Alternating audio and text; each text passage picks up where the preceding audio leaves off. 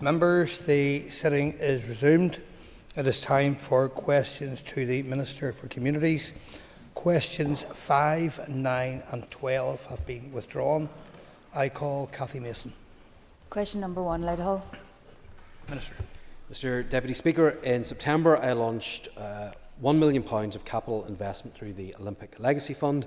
I've also allocated a budget allocation of £3 million to continue supporting the Your School at Your Club programme, and in addition I have recently approved high-level policy proposals for the grassroots facilities strand of the Northern Ireland Football Fund. That is delivery for grassroots sport right across Northern Ireland.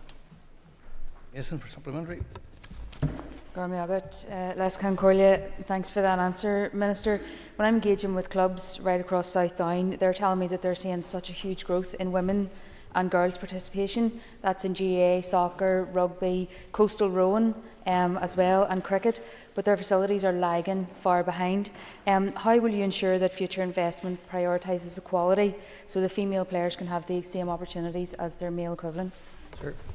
Well, Mr Deputy Speaker, that's exactly what I've been hearing as well, which is why I've introduced these programmes, and a lot of the facilities and changing facilities that we need comes as a result of the increased participation of women in sports. Why I've been consistent on this. We need to see those upgrades in facilities. We need to make sure that we don't do anything that harms or limits the ambition of women and girls, and all sports will have my full support in making sure that we can make that a reality.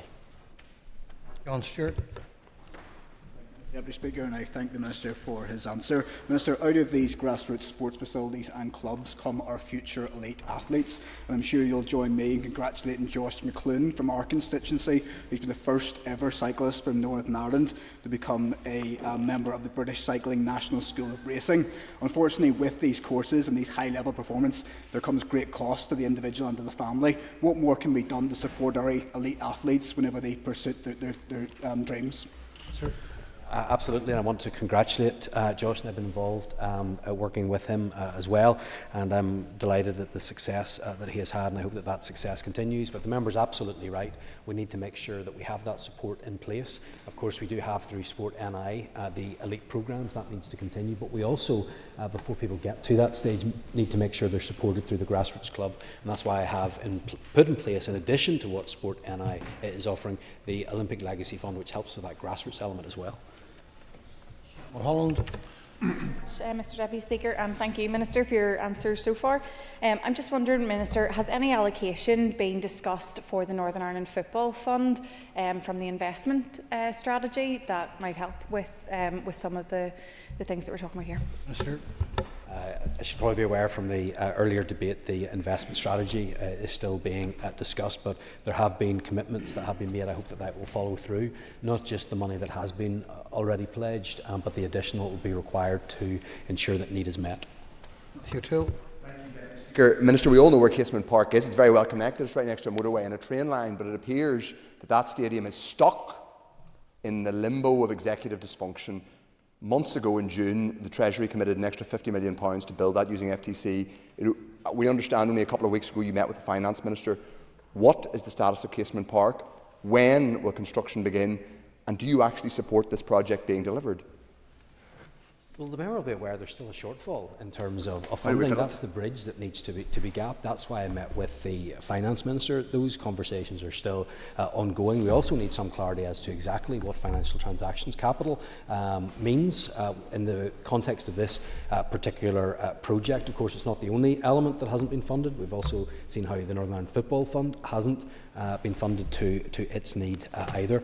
So I stand ready to meet with anyone in regards to this project, and I have said before, I want to make sure that strategic need for sport in Northern Ireland is met. Forsyth. Thank you, Mr Deputy Speaker, and I thank the Minister for his answers so far. The Minister knows I'm progressing a private members bill on women and girls in sports in Northern Ireland, and one of the themes of feedback is that whenever young girls turn away from sport, they very rarely come back. So would the Minister agree with me that investing in grassroots sports facilities to ensure that young girls have safe spaces for changing and showering is a critical point that needs to be supported? Sure. 100% agree with the member, and I was delighted to visit some local football clubs with her earlier on this year. I saw for myself the growth in the women and girls game, so they need to have those facilities, need to have those single-sex spaces as well, which is why this investment is so important, and I'm very supportive of her proposal. Moving on, I call Cara Hunter. Deputy Speaker, question 2, please, Minister. Mr Deputy Speaker, the Arts Council has mechanisms in place in relation to the governance and delivery of the Musical Instruments Programme, which include a process to withhold or withdraw funding. Hunter, supplementary. Thank you very much, Deputy Speaker. Minister, you say that the Arts Council can withhold funding, but are you aware of any instances in which it has done so? Is it the case that these duties exist on paper only with no real enforcement? And what will your department do to ensure that the Arts Council actually enforces its own standards? Thank you. The requirement of the funding conditions that applicant organisations commit to equality of opportunity and good relations duty, and the Arts Council reports on these matters to the Equality Commission as well. Nicola Brogan. Thank you, the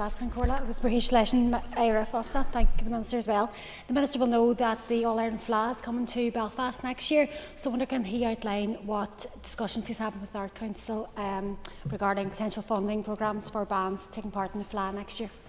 Sure.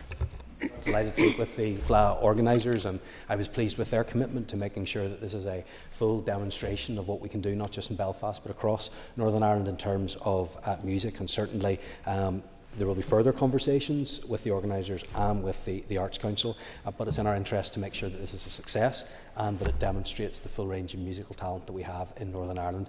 And I was pleased that they wanted to display the work of bands, because it is a significant part of our music and cultural tradition here in Northern Ireland, and one that we should be proud of. Kate Nicholl. Thank you, Minister. Could the Minister answer if he has had any conversations with the Arts Council in relation to any band or act being involved in an activity which is perceived as being disrespectful to any tradition? Sure. We've had various conversations with Chief Executive. We can certainly get you the minutes of those meetings. I can't remember any specific incidents around that, but if it's important to the member, I'm happy to get that information too. Gary Middleton.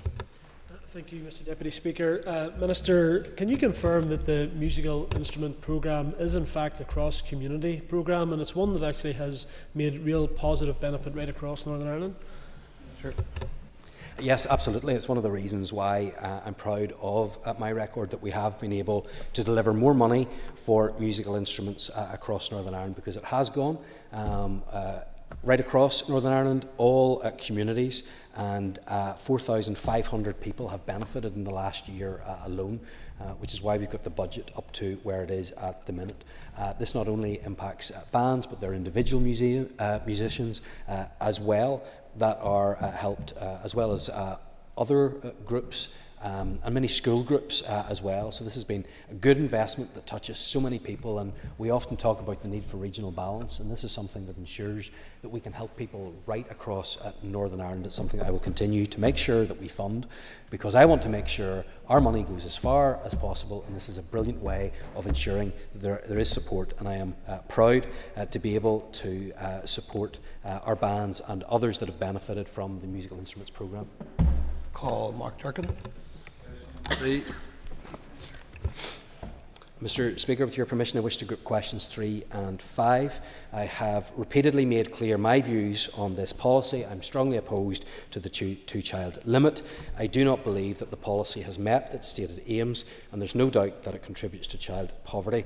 While the UK Government has previously indicated that it's considering the future of the two-child limit, there's been no confirmation of their intended approach. And I'm supportive of any measures to alleviate the impact of the policy or to remove it completely, and I hope that we will soon see firm proposals to this end emerging from the UK Government. My department has not conducted any research in relation to the impact of the two-child limit on poverty indicators, but there is other research which indicates the impact that it is having. Mr Durkin. Thanks, Deputy Speaker. Minister, you've just referred to in the earlier debate, I referred to a wealth of evidence from local, national, academic studies demonstrating the negative impact of the two-child limit. Since then, that was published. I've also commissioned a research paper on its impact in the North. But despite the Executive's stated commitment to tackling poverty, your department has carried out no research of its own. Why not? For the very simple reason that I believe that we do have an evidence base that demonstrates the issues that are there now. I'm happy to update that as time goes on, and in particular to research what the consequences would be for us as an executive if we were to take steps on that. But the member was not able to answer in the previous debate how much the child payment was going to cost. I'm happy to answer of how much the two-child limit in Northern Ireland would cost to mitigate. It would be by 27, 28, 91 £0.5 million. So now we can have that debate. We can talk about whether that is something that we should do. However, my energies and efforts have been used speaking to the UK government, telling them this is a policy that is wrong for the whole of the United Kingdom and it should go for the whole of the United Kingdom. And I hope others would recognise that and help us to make sure that we do get that changed, because it is having an impact on children right across Northern Ireland. Brett. Thank you, Mr Deputy Speaker. Would the Minister agree with me that one of the strongest messages that we could send to ensure we remove that two-child cap would be for the questioner to contact his sister party in the UK Parliament, who his party leader sits with? Sure. Yes, absolutely, and I think it would be helpful if the SDLP would put their focus and their efforts and their energy there. They were very keen that the Labour government would get elected. They were very open about wanting to see a Labour government in power at Westminster, and I would encourage them to lobby the government on this issue. That's what I've been doing, and look forward to the member doing the same. Linda Dillon. Question number 4. Mr Deputy Speaker, I believe this is compassionate and practical to allow early access to pensions for those who have a terminal illness diagnosis. This solution would offer dignity, financial stability and peace of mind to people in their final months. And during the Assembly debate on the 31st of March, I gave a commitment to advocate on behalf of those members of our society who have been diagnosed with a terminal illness, and I subsequently wrote to the Minister for Pensions to call on the UK Government to act swiftly to deliver this change. Supplementary from Linda Dillon. Thank the Minister for his answer, and I am aware that in your response that you were very understanding of this, and that you did say that you would like to do something in order to ensure that those people who are diagnosed with a terminal illness will get early access to their pension.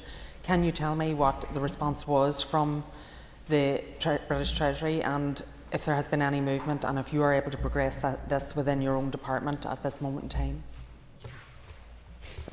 Unfortunately, I haven't had any response yet from the Minister as of this week, and therefore I also raised it with Dr Susie Morrissey, who's been appointed by the UK Government to complete an independent report to examine the issues that should be considered by the Government during the third review of the state pension age. And the pension rules are exceptionally complex, and there could be consequences for us, not just financially, in terms of our own block grant if we were to take this on ourselves, which is why the UK Government should do the right thing, give this proper consideration and make sure that this is explored.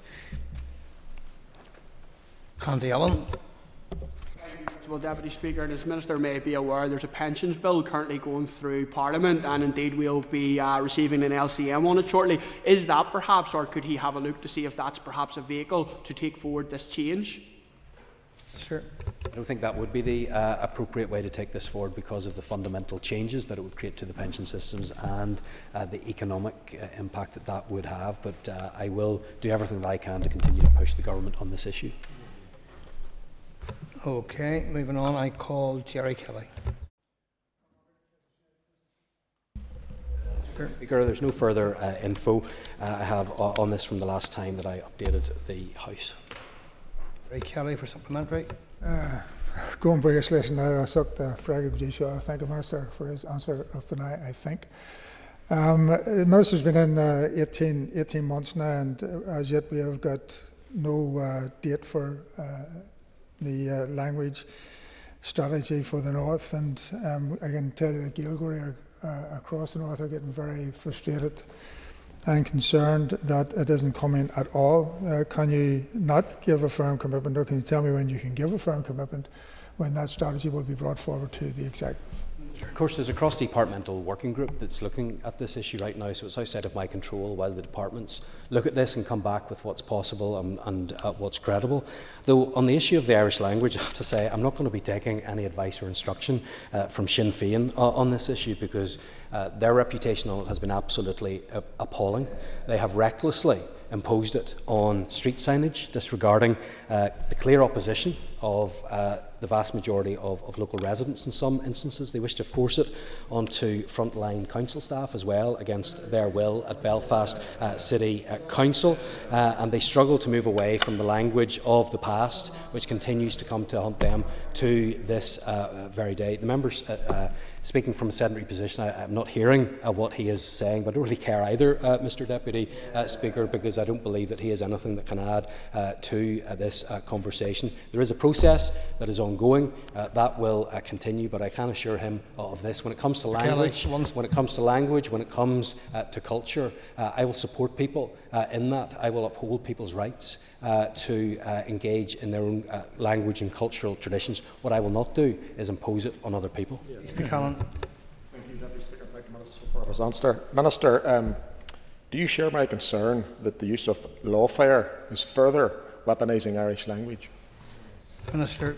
Well, I think the key word there is weaponising, and it's absolutely the case that Sinn Féin and others have been weaponising the Irish language. They want to use it against others, and I think that is really unfortunate, and the way in which that has gone. I think that we should approach these issues on the basis of us collectively working together and what works for everybody, rather than a majority imposing their will on a minority. Andy McMurray. Deputy Speaker, and thank the Minister. Can the Minister outline any, we referenced the departmental working group, but can the Minister outline any meetings which have taken place with the departmental working group in relation to the Irish language strategy? The group has been meeting. It met on the 15th of, or the executive met on the 15th of May and agreed that this work would take place. And that work is ongoing. At this stage, it's mostly the departments coming forward with their own proposals and looking at how much those would cost, what is credible, how they will be meaningful, and how those strategies could make a difference. But that work is going on within the departments, and I don't have any update on where that sits right now.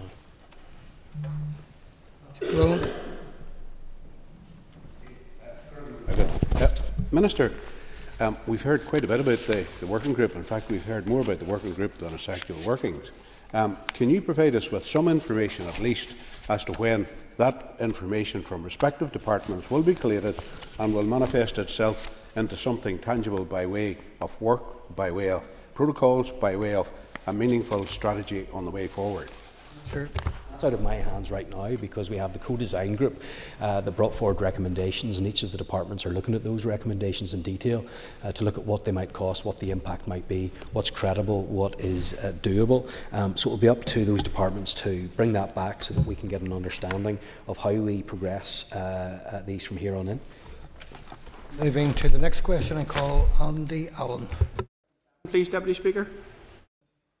Poverty strategy public consultation closed on the 6th of March. Analysis of the responses to the consultation has been completed, and a summary of responses document will be published in the coming weeks. Informed by the consultation and the significant stakeholder engagement, my officials are currently working to finalise the strategy. Andy Allen for supplementary. Can I thank the Minister for his answer and the work that's been undertaken on this important strategy to date. Will the Minister commit here today to ensuring that the fuel poverty strategy includes clear, measurable and time-bound outcomes to lift households out of fuel poverty?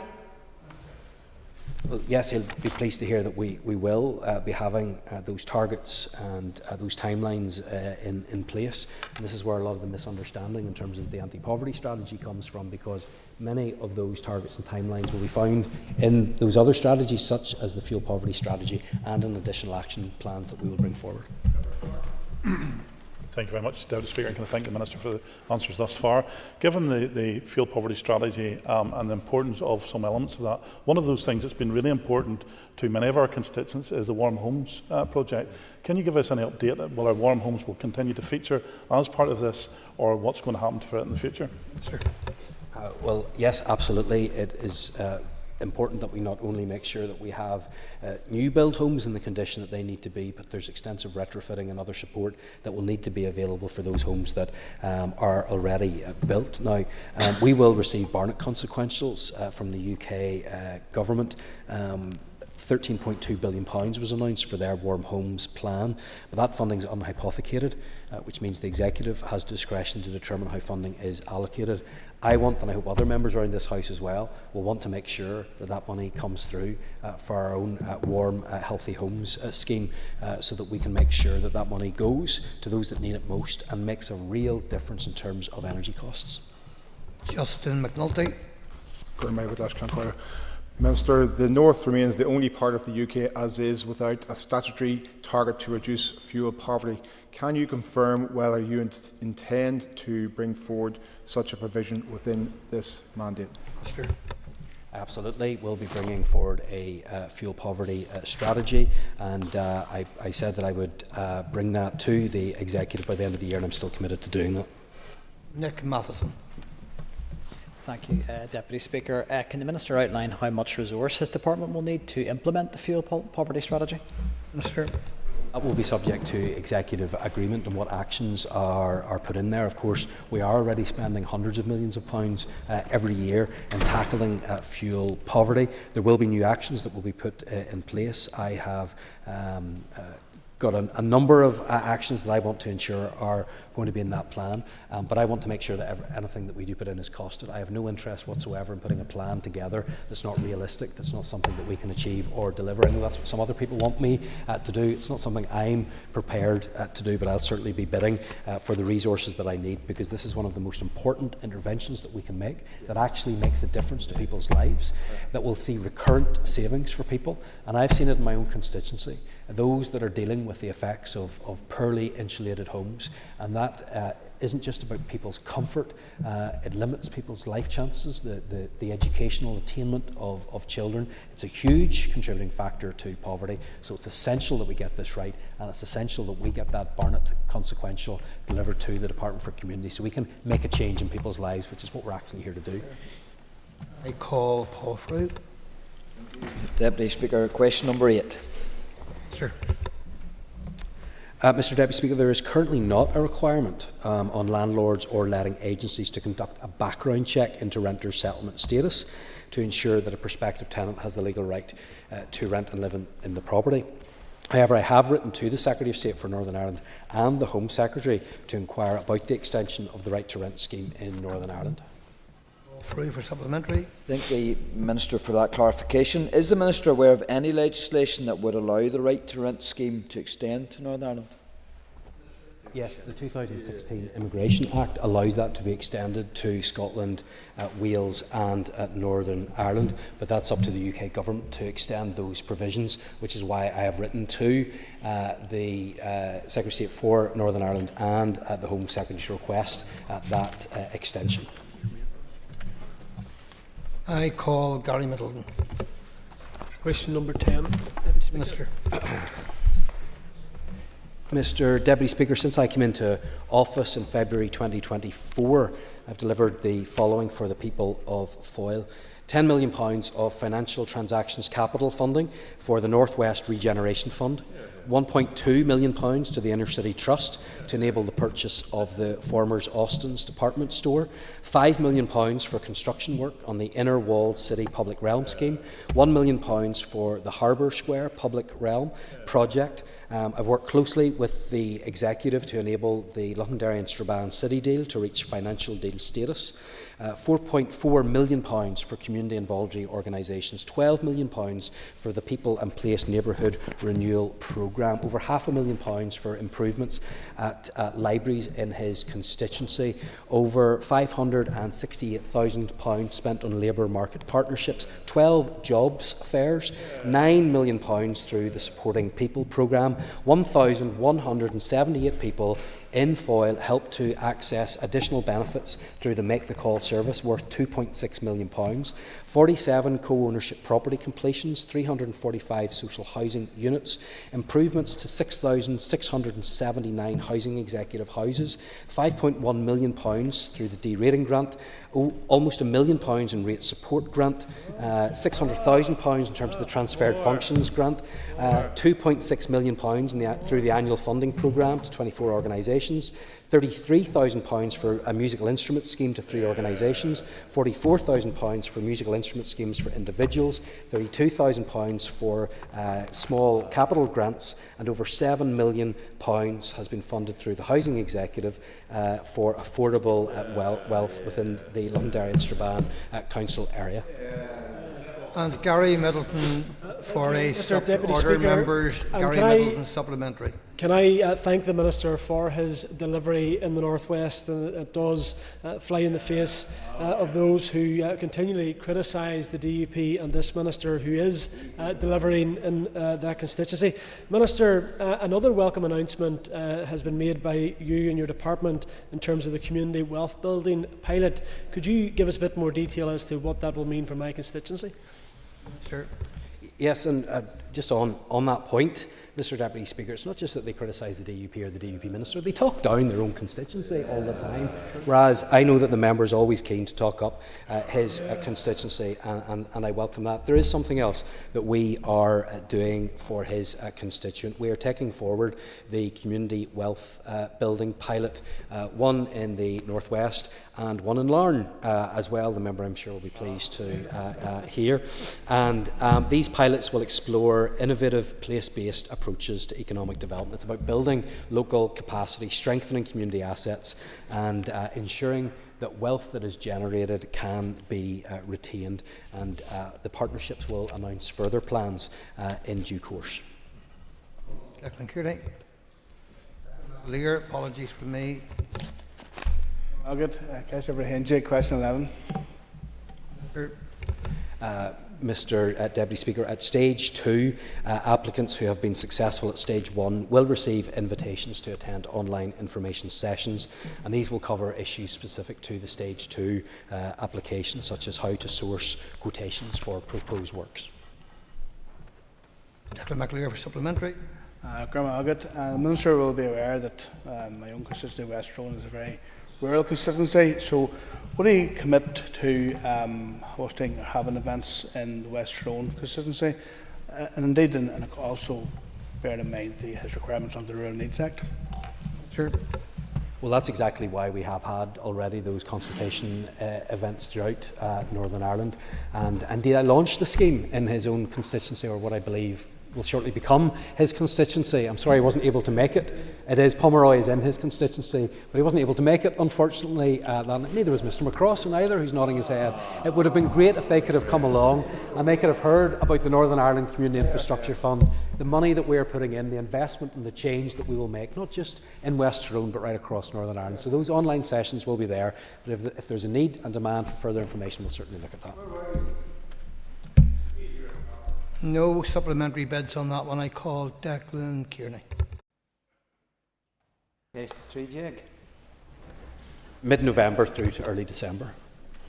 Kearney for supplementary. Minister, last year you initiated a review into the fuel poverty strategy. Can you give us an update in relation to progress which has been made, and how specifically the strategy is going to alleviate the pressures on families who are getting it so tight at this particular point in time? Minister. This is absolutely why I am taking forward the fuel poverty strategy, which will be with the Executive by the end of this year as promised. And as I said before, the reason why I'm taking this forward is because I think it's one of the best uses that we can make of government funding, because of the changes and the impact that it will have on people's lives, because we have some horrendous conditions that people are living in. They are spending huge sums of money to barely heat their home, and that's why it's so important that we put the measures in place that can actually improve their homes and retain heat. This is something that will concern our constituents right across Northern Ireland. That's why it's essential we get that right. Trevor Clark, I'll point out we have 1 minute. In? Sir. The Armed Forces Covenant Duty, introduced under the Armed Forces Act, came into force on the 22nd of November 2022. And this is a legal obligation on certain bodies, including the Housing Executive, to have due regard to the principles of the Covenant. It requires decisions about the development and delivery of certain services to be made with conscious consideration of the needs of the armed forces community. I'm committed to ensuring that we keep that Covenant. It has been shameful, some of the things that we have seen in recent weeks, the attitude of local authorities in recent weeks as well, and I will make sure that our armed forces are treated properly and in accordance with the Covenant. Thank you, members. That ends the period for listed questions. We will now move to 15 minutes of topical question. Note that topical questions 2 and number 8 have been withdrawn, and I call Mark Durkin. Thanks, Deputy Speaker. Minister, residents of the university area in my own constituency have concerns about the use of unregulated HMOs, and I know from debate in this chamber that they aren't the only ones. Is the Minister content that his HMO unit is adequately resourced and sufficiently empowered to carry out investigation and enforcement? Mr. My goodness, it sounds as if Mr Durkin has been listening to the legitimate concerns of some of his local residents. But I'm glad that, as Mr Brett has said, he's now come on board. He recognises the issues that is actually causing for local communities. So what am I going to do about it? Well, I'll tell you, I will be making a statement to this House very soon, because I think that his question even betrays a misunderstanding of how the system operates, and there is a responsibility on councils and how they handle issues around HMOs. So I will be bringing a statement to this House where I'll be outlining the requirements and the responsibilities that are on local councils, and I look forward to him engaging with that. Is the Minister responsible for HMO policy? Some houses across the north have essentially closed their kitchens off to avoid being defined as a HMO and to remain immune from enforcement. Some of these properties are being used as temporary accommodation by the Housing Executive, which is awful for tenants, and they're often overcrowded due to the definition of family in HMO legislation. Will the Minister's statement, he's told us he's aware of these issues, how aware is he of it? Does he find it acceptable? And how does he intend to address it? What I'm aware of is who's actually responsible, and councils have extensive powers in these areas, and there's a mismatch between what different councils are doing. So I will be clarifying that and bringing that HMO statement to the House, and there'll be opportunity for us to discuss that further. But what I think we should do first and foremost is to make sure that we're putting the concerns of local residents first. Look, in his theatrics over at the other side of the House, he's playing with his hands there, but it's very, very clear that there is a role and a responsibility for councils in this, and we have to have due regard for the law. Minister, when will you update the Assembly on your consideration of the recommendations contained within the independent review of the liquor licensing system? Mr. Very shortly, we'll be publishing that very soon. Thanks, Minister, and obviously it's clear that there's an urgent need to reform the liquor licensing system. How will you ensure that any reforms balance the needs of the hospitality sector with the protection of public health and community wellbeing? Look, this is a difficult issue because you are competing different priorities and different rights for various interested stakeholders involved in this. So we do want to try and get a balance on this. I will be bringing this to the House as I am required to do, and we will be publishing our response to that soon. And I will be looking at what additional reforms may be required in this in due course. But I hope to have that here for a fuller discussion, debate and no doubt questions very soon. Moving on, Dr. Steve Aiken is not in his place, so I call Arlia Flynn. Alas Concollia. Minister, I've been contacted by a number of constituents from my local area who have been impacted by the Housing Executive's succession policy for housing executive properties, and I just wanted to ask if you have any plans to undertake a review into that policy. there have been some concerns that have been expressed by that. Of course, again, we're trying to get a balance here between making sure that those with the proper and right connection to the homes are able to stay in those, but at the same time we have a requirement to make sure that the right stock goes to those who need it most. But yes, of course, I'll be happy to look into any specific issues that she's raising that can help inform any wider work that may need to be done on that. Flynn. Thank the Minister for that response, and I'm sure he can appreciate the difficulty that I'm sure we get it in all of our constituency offices, particularly when it's younger people who's maybe a young person who's lived their whole lives in the family home, and then, you know, sadly a parent or a relative has passed away, and they're having to leave their home in that situation. So it's maybe just to take on board, if there is any review into this issue, that we can try and take on board in particular that cohort of young people who live their whole lives in a home but then have to move out of it due to the current policy. I understand where the member's coming from, and I have so much sympathy for those that find themselves in that situation. And I get the family ties and the connections that can be there, and we need to make sure that we have a policy in place that is compassionate, but it needs to be compassionate not only to those in that situation but to others that are in need of a home that's suitable for them as well. And we need to make the most efficient use that we can of our stock.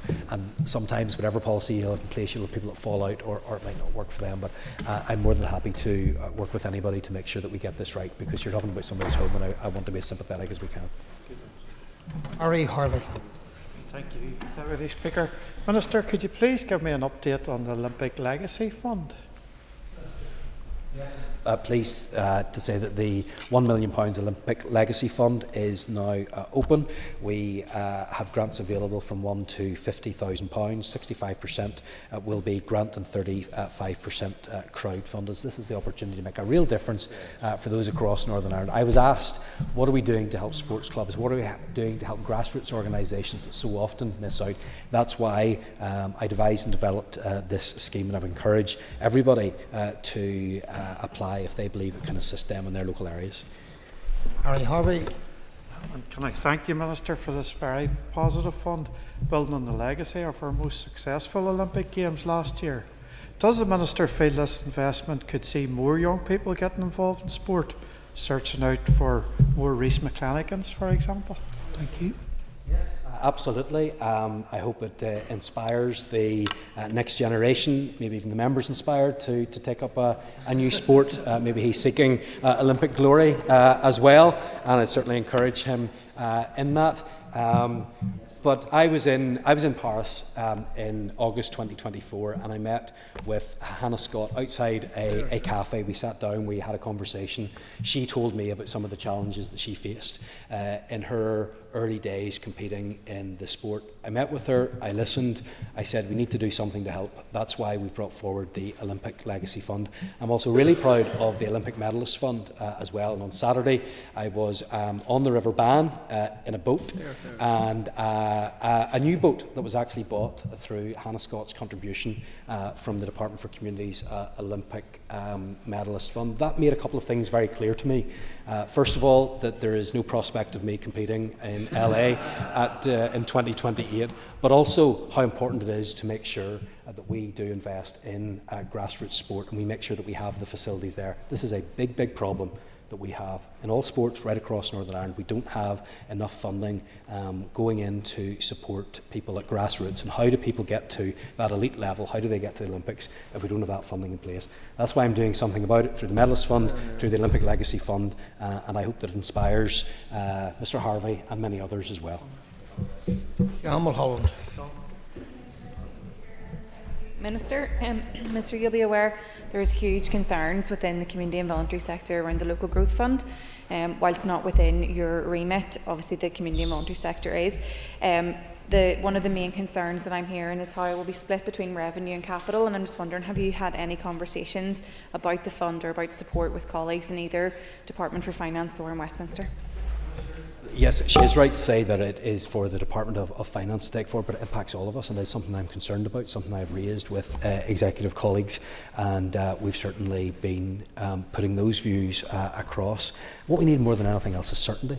We don't have that. I'm worried that we're going towards a cliff edge, but I can assure her we're aware of these issues.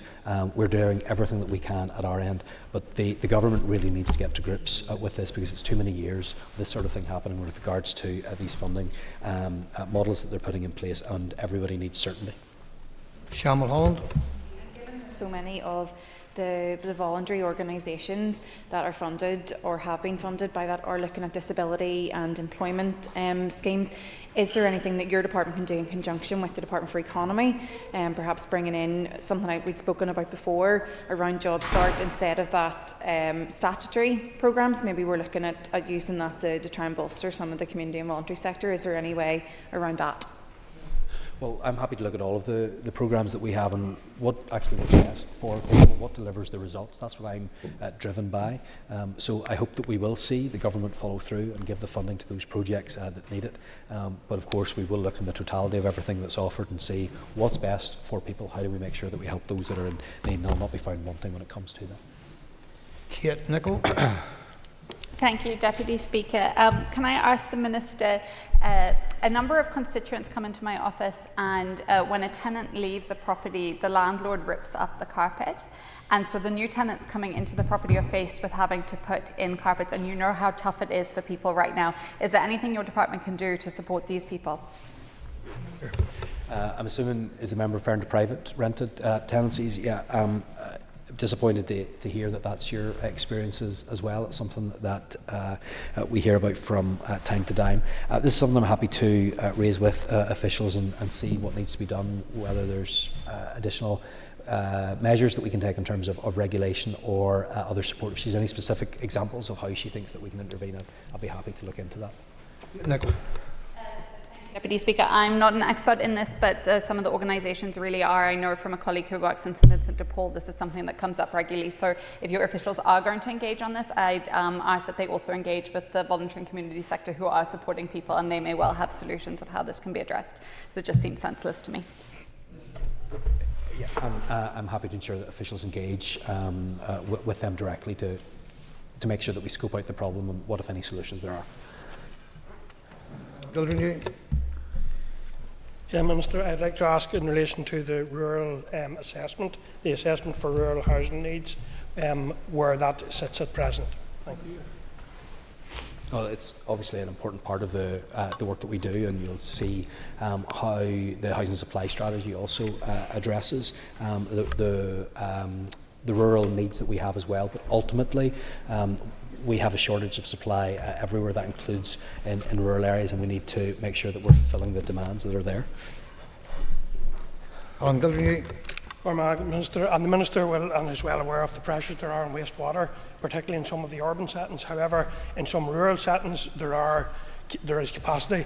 Can the Minister and will the Minister ensure that social housing can be focused and where it can be built in rural areas to ensure that needs met? Conversations that we're having at the minute, Mr Deputy Speaker, because I want to see as many homes built as possible, and just because we're not able to build those where there is highest demand because of some of the wastewater constraints, it shouldn't stop us from building as many as we can, because I think the most important thing is that we have houses for those that need it. That's the challenge that we face. I'm committed to doing that.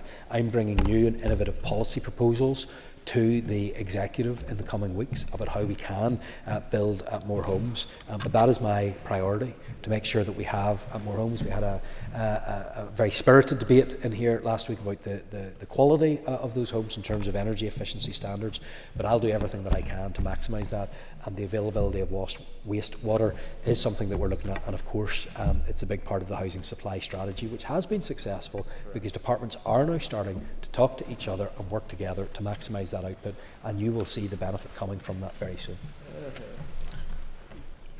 Members, that concludes the list of Dr. Aiken. For not being in my place at a topical, but I was, as previously briefed, at a funeral of a very important member of the Ulster Unionist Party and his brother as well. And we send all our regards from this party to him for that on this sad occasion. Thank you. Thank you, Dr. Aiken. That point has been noted. I'll return to my comment there that does conclude the list of topical questions to the Minister, and rather than say time is up, I'll thank you all for getting the questions done in such a timely way. To the members and the Minister, of course, nothing to do with me. We now, members, return to the debate on the motion on tackling child poverty, and I call the next speaker in the debate, who is Michelle